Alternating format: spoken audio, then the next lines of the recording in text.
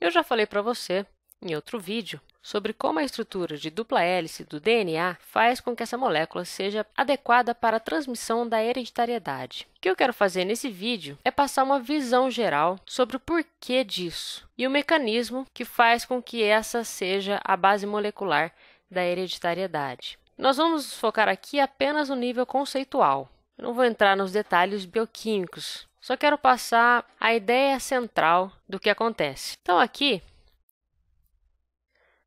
nós temos um fragmento de DNA. Aqui nós temos 8 pares de base. 1, 2, 3, 4, 5, 6, 7, 8. E só para deixar claro, o DNA tem muito mais pares de base. Ele pode ter milhões de pares de base. Por exemplo, essa pode ser uma seção, uma pequena seção de um DNA muito mais longo, de uma molécula muito mais longa. Então, vamos dizer que aqui nós tenhamos um pedacinho. Claro que aqui o pedacinho seria bem menor, mas se eu desenhasse tão minúsculo assim, vocês não iam enxergar. Um pedacinho bem pequeno do DNA eu estou representando aqui. Provavelmente essa seçãozinha aqui não teria 8 pares de base, mas sim 80 milhões de pares de bases. Então, vamos entender agora qual a base molecular da hereditariedade. Bom, para ser hereditário, isso precisa ser replicável. E como acontece essa replicação? Bom, em primeiro lugar, esse pedaço de DNA aqui ele vai ter que se abrir, ele vai ter que se dividir em 2 fragmentos. A fita vai ter que se desfazer aqui. Então, foi isso que eu fiz aqui embaixo. Ó. Aqui eu coloquei a fita de cima, eu recortei essa fita aqui e colei aqui. Depois recortei essa e colei aqui. Então, eu vou pegar cada pedaço dessa escada que eu cortei aqui. Imagina aquelas escadas de construção, que seria como se fosse aqui a dupla hélice. Eu dividi e agora cada pedaço dela vai servir como base para construir a outra parte. Então, como vocês já sabem, a adenina ela pareia com a timina. Então, o A com T. Aqui também outro. E aqui outro. A timina pareia, então, com a adenina. Então, vou colocar aqui a letra A. E outra aqui. A guanina com a citosina. Então, aqui C. Aqui C. E a citosina com a guanina. G desse lado. Desse lado de cá é a mesma coisa. Então, citosina com guanina, a timina com a adenina e a adenina com a timina. Então, A com T aqui, aqui. Agora faltou só a citosina, que parei aqui com essa guanina. Opa. Citosina. Beleza. Então, repare que fazendo isso, a gente replicou esse DNA aqui de cima. É a mesma coisa, essa molécula aqui e essas duas moléculas são iguais. Até aí tudo bem, mas você pode estar se perguntando, mas para que serve isso? Eu repliquei, mas como que isso vai se expressar no organismo? Não adianta nada você ter a receita de um bolo e não ter o bolo para comer depois. Para entender isso, é importante que fique bem claro a distinção entre DNA, cromossomo e gene, porque muitas vezes a gente escuta essas palavras e não sabe exatamente o que é. Se a gente olhar aqui, eu representei o DNA por essa fita aqui. E o DNA nada mais é do que nucleotídeos, fosfato e açúcar. E essa estrutura assume aquele formato de dupla hélice que eu falei. Então, isso tudo seria a macromolécula de DNA. A gente fala macromolécula porque é uma molécula muito grande. E quando o DNA, junto com outras proteínas, fica condensado, ele fica numa forma condensada, aí nós temos o cromossomo. E quando a gente fala de gene, a gente está falando de uma seção do DNA. Então, por exemplo, essa seção aqui poderia ser um gene. E essa seção ela é definida pela função, é uma unidade funcional. Então, o gene é aquilo que produz, é um trecho de DNA que codifica para alguma coisa, para alguma proteína. Então, aqui eu poderia ter um outro, aqui um outro e assim por diante. E o tamanho do gene ele vai variar. Então, você pode ter de milhares de pares de bases até milhões de pares de base. E como que essa informação que está contida no DNA vira uma proteína, né? Como é que o DNA é expresso? Isso é feito por meio do RNA. Eu escrevi aqui RNA. Em inglês, a gente fala RNA e a gente no Brasil acabou aderindo bem essa forma de falar, que é ribonucleic acid. Em português ficaria ácido ribonucleico, também é uma forma encontrada, ARN. Então lembre-se, o DNA ou o ADN é o desoxirribonucleico, o ácido desoxirribonucleico, e o RNA é o ribonucleico. Então o DNA é como se fosse um RNA sem oxi. Isso está relacionado com a estrutura de açúcar que compõe o RNA e o DNA. E como é que o RNA entra aqui na jogada? Bom, o DNA está dentro do núcleo e para uma proteína ser expressa, ela precisa sair do núcleo de alguma forma. E é aí que o RNA atua. Então, para o RNA conseguir tirar aquela mensagem que está no núcleo e levar para o citoplasma da célula, a primeira coisa que acontece é a transcrição. Essa transcrição ela acontece por meio do RNA mensageiro.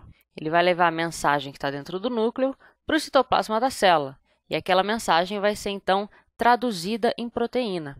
Então, repare aqui que eu peguei um pedaço do DNA, aqui, né, como eu fiz na replicação, peguei aqui um pedaço da escada e colei aqui. E agora, ao invés de replicar esse trecho de DNA aqui, essas bases, eu vou criar o RNA mensageiro correspondente. Então, imagina aqui que eu tenho um pedacinho do gene e eu vou criar o RNA mensageiro correspondente a esse trecho. E o processo aqui é bem similar ao que a gente fez na replicação. Então, eu tenho aqui a citosina, ela vai parear com a guanina. Então, G, eu tenho a guanina, que vai parear com a citosina. Deixa eu pegar aqui o amarelo. Citosina, citosina. E a timina vai com a adenina. Então, A e o A aqui. A diferença do DNA e do RNA é que, ao invés da timina, ele não tem timina, ele tem a uracila. Então, a base correspondente é a uracila, que a gente representa pela letra U. Então, aqui, ao invés do A parear com o T, vai ser o U, que é uma molécula bem semelhante à timina. Depois que acontece, então, o pareamento, esse pedaço aqui, que é o RNA mensageiro, ele se desprende. E agora ele vai sair do núcleo, o RNA mensageiro, e vai levar a mensagem para o ribossomo. Os detalhes disso a gente vai ver em outros vídeos. Mas o importante é entender que esse código aqui, essa mensagem que foi levada, vai ser usada para criar as proteínas durante a tradução. Então, vamos entender como que isso funciona. Então, aqui na tradução, a gente vai ter o nosso RNA mensageiro. Deixa eu recortar aqui.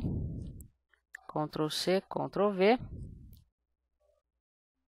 E a cada 3 bases aqui, eu vou ter um aminoácido correspondente. Você lembra que proteína é uma sequência de aminoácidos.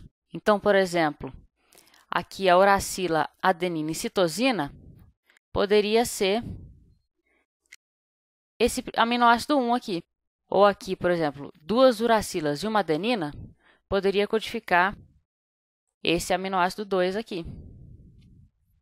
E assim por diante. De modo que no final da tradução, você vai ter uma proteína completa.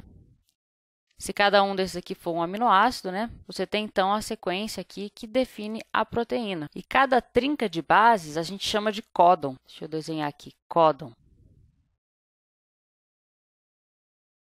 Porque é justamente o que codifica um aminoácido. E quantos códons podem existir no total? Bom, nós temos 4 bases e você pode colocar ela em 3 lugares diferentes. Então, você tem 4 vezes 4 vezes 4, que vai dar 64.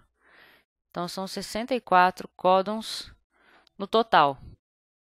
E o interessante é que nós temos apenas 20 aminoácidos. Então, isso significa que alguns códons codificam para um mesmo aminoácido. Então, por exemplo, pode ser que esses aminoácidos vermelhos aqui, eles tenham sido codificados por esse códon, ou por um códon que fosse, sei lá, citosina, guanina e adenina aqui, por exemplo. E aqui o RNA mensageiro, opa, esqueci aqui de colocar a estrutura dele. Deixa eu colocar aqui agora. Nosso RNA mensageiro. E essa parte aqui, que leva o aminoácido para lá, é o RNA transportador. Deixa eu escrever essas coisas. Então, esse aqui é o RNA mensageiro, a gente representa assim. E esse é o RNA transportador, a gente representa assim. E claro, o RNA transportador, ele tem aqui as bases correspondentes, né, para ele poder se ligar no lugar certo. Então, aqui, onde tem A, no transportador a gente teria um U. Aqui, onde tem U, a gente teria o A, a adenina. Então, aqui teria um A, aqui também. Isso tudo do RNA transportador. E onde tem a citosina, a guanina. É assim que o RNA transportador vai se ligar no lugar certinho aqui para colocar o aminoácido em sequência, que é o que vai fazer a proteína. E as proteínas são moléculas extremamente importantes para o funcionamento da vida. Claro que quando a gente se alimenta, a gente está ingerindo também açúcar, lipídios, mas a proteína ela tem algumas propriedades que fazem dela uma molécula muito importante. Por exemplo, elas formam as enzimas, que são moléculas extremamente complexas e que desempenham várias funções essenciais para os organismos vivos. Bem, pessoal, é isso. Espero que vocês tenham gostado do vídeo e até o próximo.